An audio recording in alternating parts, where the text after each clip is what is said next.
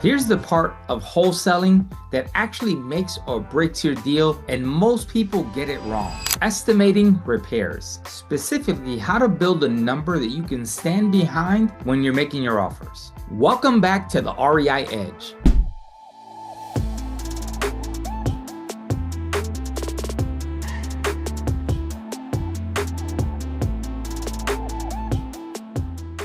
You don't need to be a contractor, you need a system. And that's what this video is. And just to recap, it's part of the Mayo formula. The Mayo formula is 70% of ARV minus repairs, and that equals your maximum allowable offer, or MAO. Now here's the challenge. Everyone understands the formula, but almost no one knows how to fill in that repair portion, feeling confident about their number. If your repair number is too low, that basically means you're gonna overpay. And if you overpay, your buyer can't make the numbers work. On the other hand, if your repair estimate is too high, you're gonna undercut yourself and lose deals you should have won. The repair number is that hinge. And today, we make it stop being a guess. Your job is not to build a contractor's bid. That's your buyer's job. Your job is to build a defensible repair estimate, one that's realistic enough to protect your margins. You're not estimating for the renovation, you're estimating for the offer. Your goal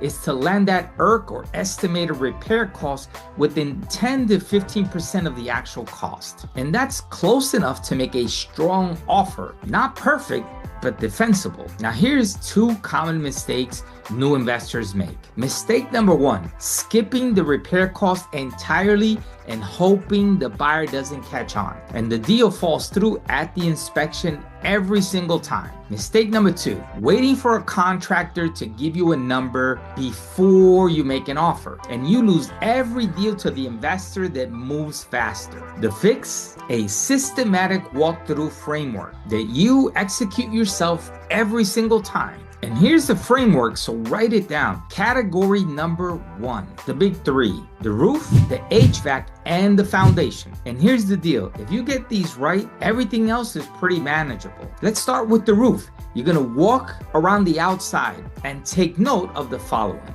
the age, the condition, and visible damage. Now, as a ballpark, the cost could be roughly $8,000 to $18,000 to replace it.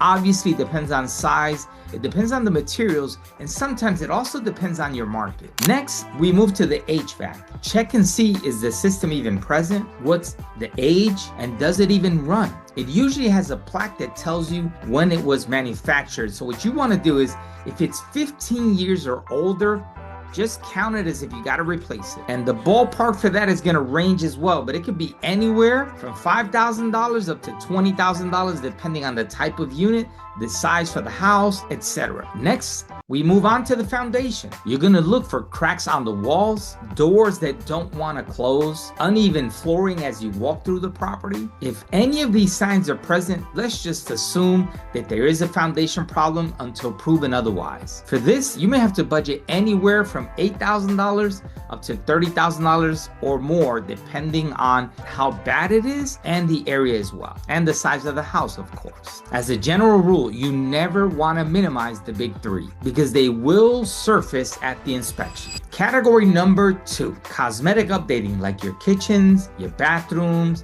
your paint, and flooring. These are pretty predictable and you might be able to estimate just from your walkthrough. A kitchen full update could run anywhere from $8,000 up to $100,000. It's just going to depend on the size, the materials you're going to use, the type of property you're trying to remodel. So all those things have to be factored in to come up with a budget of a kitchen replacement. And of course, there's the bathrooms. The bathrooms could be anywhere from $3,000, $8,000 and above. Again, depending on, is it the primary bathroom? Is it a hallway bathroom? Is it a half bathroom? All those different things. But if you're just gonna throw a ballpark out there, it could be anywhere from $3,500 all the way up to $10,000, $12,000, depending on the materials, and the size. If the flooring has to be replaced in the entire house, it could range as well. It could be as low as $3,000, as high as $10,000, $12,000. It's going to depend on the square footage of the house and what type of materials. Are you going to use the same materials throughout the house? Are you going to use different materials like carpet in some areas, tile in another? The ideal thing is going to be for you is to measure the square footage of the property, and there's a lot of different apps that you could use to help you in this process. And these numbers are going to help you build a fast repair estimate on the spot. Category number 3, and this one is going to focus on systems like your plumbing, your electrical, your siding, etc. Just look for red flags, not a full-on diagnosis. For example, old knob and tube or aluminum wiring. You may want to budget roughly between $10,000 to $20,000 for a complete panel replacement or upgrade. Galvanized, cast iron, or old plumbing, you're gonna have to estimate if you need to repair the whole thing or replace it, should I say. Obviously, depending on the extent, it could be anywhere from $5,000 to $15,000, maybe even more, depending on the size of the property, the age of the property, and how extensive the replacement or the work has to be. If the property has single pane windows, you may have to estimate somewhere between $300 to $600 per window. And if you're unsure, just add a contingency line. Just don't leave it at 0. Let's move on to category number 4. And that's going to include your cleanup, your exterior, and any other soft cost. For example, removing trash, hauling it off, that could be anywhere between a few $100s to $2,500, depending on the extent of trash in the property and on the outside of the property, in the lot, etc. A light landscape and cleanup might run sometimes between $1,000 to $2,000 or $3,000. It's going to depend on, does it have large trees to be removed, etc. What I would focus on is a light landscaping job. You also have to factor in inspections, permitting, and holding costs. That alone can add up somewhere between 5 and 8% of the total remodel cost. You don't want to skip this category. It adds up fast, and your buyer is going to expect you to have a cushion for those expenses. Now, here's part of your walkthrough system. You're going to estimate or give yourself about 20 minutes to do this whole thing. You don't necessarily need hours to do this. You need a good sequence. So here's the sequence. Start with the outside, like your roof, your foundation, your gutters, your siding. You're going to want to make note, take really good pictures. Next, you're going to move on to your mechanicals. For example, the HVAC location, the age of it, the condition of it, your water heaters, electrical panel. You're gonna wanna walk through systematically, room by room. Look at the floors, the walls, the ceiling, and the windows in each one of those spaces. The kitchens and bathrooms, do them last, because these are the ones that are scrutinized the most by that buyer. Give them all your attention, because these are the ones that can add up quite a bit. Take pictures from every angle. Take a lot of pictures, because you want to make sure that you have a good estimate. Just in case you run some numbers and the buyer doesn't quite believe that those numbers are what you're saying they are, the pictures will speak 1,000 words. Make sure you have a repair estimate sheet. Have a simple template with the 4 categories easily outlined. Fill in each category what your estimate is as you're walking through the property. And total it at the bottom. Total out your ERC, or your estimated repair cost, at the bottom. And share these numbers with your buyers. It signals professionalism and builds trust. A deal presented with an estimated ERC closes faster than those that don't have one.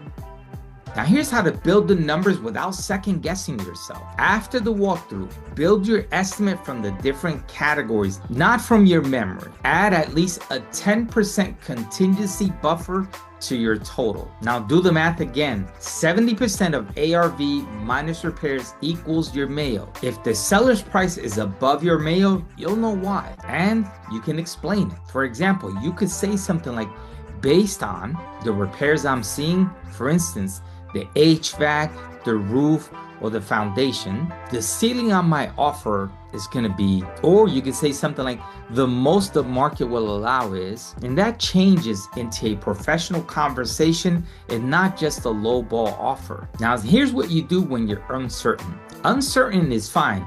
Unexamined is not. If you genuinely don't know the cost, use the high end of what it would cost, not the low end of it, because a conservative estimate protects you. An optimistic one loses deals at the assignment table. You can always share the numbers and say, I'm working through the full estimate. That's honest and professional. What you cannot do is make an offer without repair estimate and hope that it all works out. Now, just to recap, always remember the big three: the cosmetics, the systems, and the soft cost. And remember your walkthrough sequence. You're gonna go from the outside to the mechanics, to the room by room, and lastly, your kitchens and bathrooms. You're not building a contractor bid, you're building a defensible number. Confidence in this business doesn't come from having all the answers before you walk in the door. It comes from having a system and trusting it. The repair estimate is a skill, and every walkthrough makes you better. If the deal analysis is where you'd like to go deeper, the next video walks you through a complete deal, from the first call to closing on your first check. The link is gonna be in the description. Subscribe to our channel if you wanna build this the right way. We're gonna go deep into the fundamentals every single week. And I'm gonna share with you the previous video. I want you to go back and watch the previous week's video as well. If you like this video and content like it and wanna keep learning and getting better at this, simply subscribe to our REI Edge channel.